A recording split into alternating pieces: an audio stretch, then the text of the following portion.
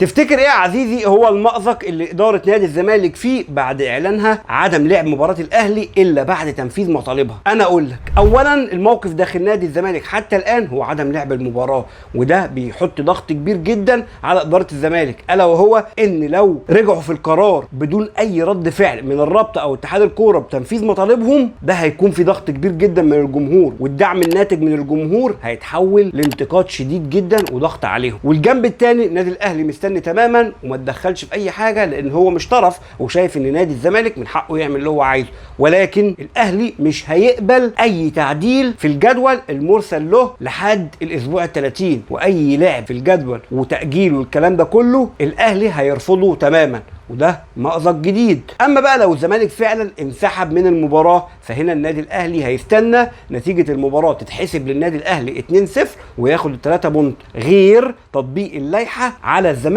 بخصم 3 نقاط، غير الماتش اللي اتخصم منه ده اللي الاهلي كسبه. فبالتالي في ضغط كبير جدا على اداره الزمالك، وايضا الاهلي مستني يشوف المشهد في الاخر. ما تنساش تقول لي رايك في التعليقات، لايك وشير، اللي جاي كتير.